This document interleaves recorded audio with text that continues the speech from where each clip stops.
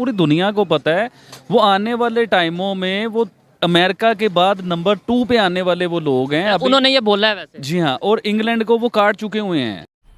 मजा आया। ठीक है, तो मकसद ये है कि हमें सबसे पहले अपनी बेस को ठीक करना मैं होगा। हम ये बात करेंगे, ठीक है, आपकी अपनी ओपिनियन, आपने बोला कि मुझे ये बात नहीं है भी करने की जरूरत, लेकिन हम ये बात करेंगे पब्लिक के साथ, तो पब्लिक को पता चलेगा ना कि वो कहाँ तक पहुँच चुके हैं। भाई मेरे देखो वो कहाँ तक पहुँच गए हैं। जब तक आप कंपेयर जब करते हैं ना कि लेवल हो, आपका एक लेवल ही नहीं है उनके लेवल। देखिए हम अपने आप को बुरा नहीं कर रहे, हम भी पाकिस्तानी हैं यार, लेकिन एक बंदा जो है उसका लेवल ग्राफ कहाँ पे चला गया हुआ है, वो तरक्की में बहुत आगे चला गया हुआ है। वही तो बात कर रहे हैं, कैसे चला गया, क्यों चला गया। सर बेसिक आपने बेस को नहीं पकड़ा।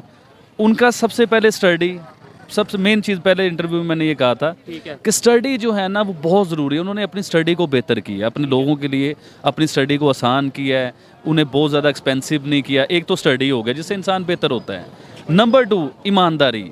उनके हुक्मरान जो थे वो अपनी कौम के साथ संसेर रहे, अपने लोगों के साथ संसेर रहे, हम लोग नहीं रहे। वही पुरानी बात दोबारा से सारा सिलसिला होता रहेगा।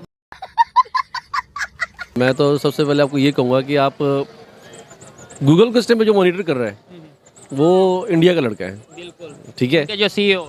अच्छा, लास्ट उन्होंने एक तजुर्बा किया था चांद पे जाने का, बिल्कुल ऐसे ही एंड टाइम पे नाकाम हो गया। पाकिस्तान ने बड़ा उसका मजाक भी बनाया, ठीक है। अभी हमारा आप ये देखिए कि प्ले स्टोर जो है इट्स अ फर्स्ट स्टेप कि ये पाकिस्तान डिफ़ॉल्ट की तरफ जा रहा है। ये पहला स्टेप है हमारा, लेकिन ये आम पब्लिक को नहीं पता इन बातों। देखिए मैं आपको एक बात बताता हूँ सर, कहते हैं कि अगर हम लोग किसी से दुश्मनी डालते हैं ना, एक छोटी दुश्मनी डालते हैं, ठीक है, लेकिन जिन लोगों के साथ हमारी दुश्मनी है, मैं बात करूं वर्ल्ड इकोनॉमी की, अभी वो जंग नहीं रहेगी कि आप टैंक चलाएंगे, अब वो जंग नहीं रहेगी कि आप यहाँ से रिमोट दबाएंगे और हिरोशिमा नागासाकी हो जाएगा। अभी ये बॉर्डर पे जाके देखेंगे कौन कितनी ऊंची टांग उठा लेता है, किसके फौजी कितने ऊंचे हैं, किसके फौजियों का सीना कितना चौड़ा है। अब वो टाइम गुजर गया। अभी जो जंग है ना सर, वो हम लोग बोलते थे कि G5 G6, अब ये आप हमारे पास G4 चल रहा है। और अगर आप हमारे साथ कंपटीटर है, मैं दुश्मन नहीं कहूँगा, जो हमारे साथ कंपटीशन में है वो G10 तक पहुँच चुकी है हमें। अच्छा, बलोचिस्तान में जो प्रोटेस्ट हो रहा है, कुछ लोग ये कह रहे हैं ये तो इंडिया के कहने पर वहाँ पे प्रोटेस्ट किया जाता है, इस तरीके से कहा जाता है, यानी महंगाई के खिलाफ भी जो बोलेगा उसे भी हम एजेंडा बना देते हैं। आप अगर यहाँ पंजाब में लाहौर में बैठी हैं, आप भी क्या इंडिया के कहने पर? देखिए मैं सबसे पहले आपको ये बात बताऊं, मैं साबका मेंबर हूँ सूबाई असम्बली बलोचिस्तान की, ठीक है, और वहाँ पर जो प्रोटेस्ट हो रहा है वो इंडिया के कहने पे नहीं हो रहा, और जो लोग प्रोटेस्ट कर रहे हैं वो वहाँ के बलोच हैं, और वो प्रोटेस्ट इसलिए कर रहे हैं कि देखें उनको एक सदियों से एक ट्रेड जारी थी, जो बॉर्डर का एरिया है ईरान का, वहाँ पर तजारत होती थी, वो तजारत बंद की गई।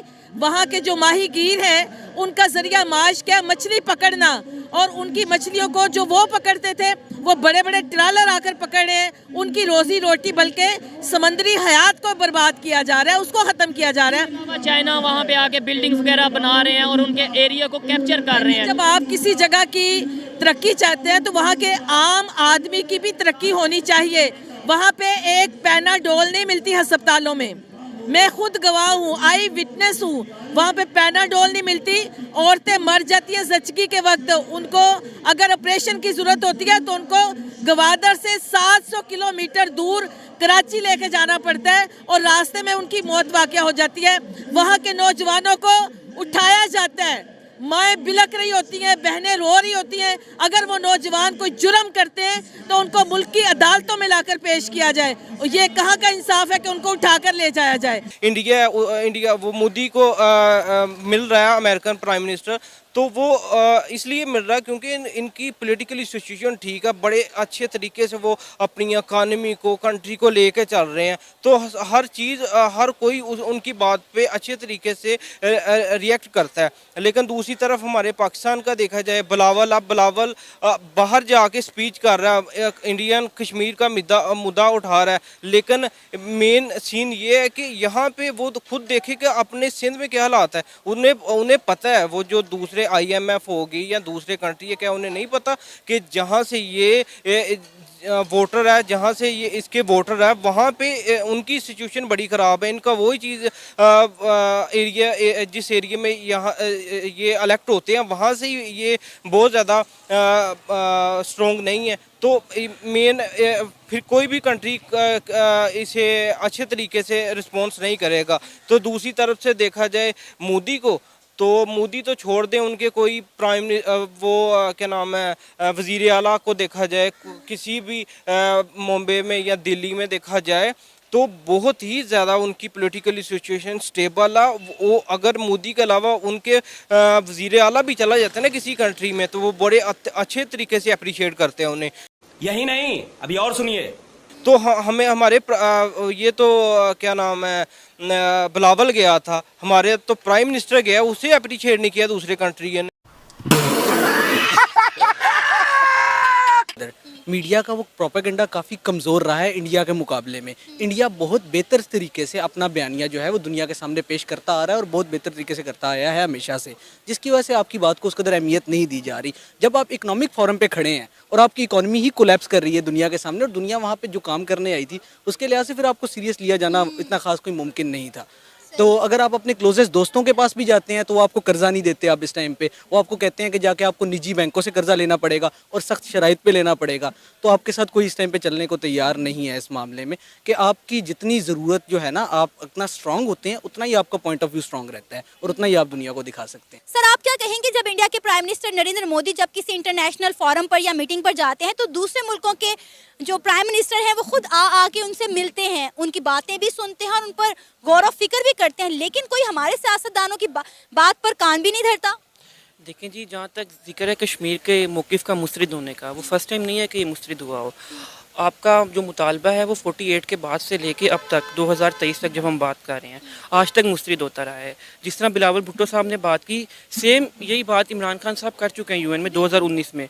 इससे पहले दूसरे हमारे लीडरान भी बात कर चुके हैं। देखें, जहाँ तक कश्मीर का इशू है ना, तो आपको जो यूएन की रेजोल्यूशन है उसके ऊपर सबसे पहले आपको अमल दरामद करना पड़ेगा। और वो क्या है? वो यही है कि इस्तिफ़ाब राय करवाया जाए कश्मीर में, उनकी आवाम से पूछा जाए कि उनका फ़ैसला क्या है। जब आप यूएन की रेजोल्यूशन को सामने रखेंगे, उसको मद्देनज़र रखेंगे और उसके बाद फ़ैसला करेंगे कोई, तो मेरे हिसाब से कि फिर आपकी बात भी सुनी जाएगी और आपको दुनिया में आपकी इज़्ज़त भी की जाएगी। अच्छा, हमको सिखा रिया है। और जहाँ तक ये बात है कि इंडियन के प्राइम मिनिस्टर को नरेंद्र मोदी को मिला जाता है और यहाँ पे नहीं मिला जाता, देखें मैडम, हमारा यहाँ पे सबसे ज़्यादा जो इशू है ना, हम लोग कहीं पे जाते हैं ना तो हमारा कर्ज मांगने जाते हैं। इंडियन प्राइम मिनिस्टर कर्ज मांगने नहीं जाते, वो दो तरफा ताल्लुकात के लिए जाते हैं। आपको इकनॉमिकली स्ट्रॉन्ग होना पड़ेगा और जो कर्ज हैं आपके, आपको वो देखना पड़ेगा कि आपका एजेंडा क्या है। मेरा इस पे ये मानना है। नहीं देते। इन्होंने ये भी कहा कि पाकिस्तान के हालात इस वक्त इतने बदतर हो गए हैं कि ये लोग अपने न्यूक्लियर वेपन तक सेक्रीफाइस करने के लिए तैयार है पैसों के लिए। आप क्या कहेंगे कि आप पैसे के लिए हम न्यूक्लियर वेपन्स भी सेक्रीफाइस कर देंगे? अच्छा, इससे पहले मैं थोड़ा सा ये बात करूँगा कि उन्होंने अपनी माशियत को कैसे बचाया। आप ये देख लें कि जब 2000 में जब यहाँ पे जंग शुरू हुई अफ़गानिस्तान में, बिल्कुल शॉर्ट में करूँगा पेश उसका, कि जब जंग शुरू की गई अफ़गानिस्तान में, तो तब एक जो पाकिस्तानी रुपीज़ था ना, वो उसके आई थिंक के 1000 रुपये के ज़्यादा, 1000 से भी ज़्यादा अफ़गानी आ जाते थे, कि इतनी गिरी हुई करेंसी थी। लेकिन आज जब उनकी करेंसी आई और पूरी दुनिया ने ये देखा कि अभी इनकी करेंसी कभी भी स्टेबल नहीं होगी, उनकी माशियत तबाह हो जाएगी, क्योंकि पूरी दुनिया ने बस पाकिस्तान समेत उनसे ताल्लुकात जो हैं वो अभी तक बहाल नहीं किए, जिसे कहते हैं कि ऑफिशियली कोई भी जो है ना उनसे ताल्लुकात बहाल नहीं किए गए। पूरी दुनिया ने कट ऑफ है। अब जानते हैं कि इम्पोर्ट एक्सपोर्ट ना हो तो मुल्क का क्या हाल होता है। इंडिया के ताल्लुकात उनके साथ बहुत अच्छे हैं, आप ये ना कहें। नहीं, आप ये बात सुनिए ना, इंडिया ने भी ऑफिशियली भी नहीं कुछ कहा उनके बारे में। इंडिया ने अपनी एम्बेसी वहाँ पे खोल दिया, इंडिया इतना ज़्यादा इन्वेस्टमेंट वहाँ पर कर रहा है, उसकी भी फंड्स दे रहा है, उसकी भी कोई रीज़न है, प्रोजेक्ट्स बना रहा है।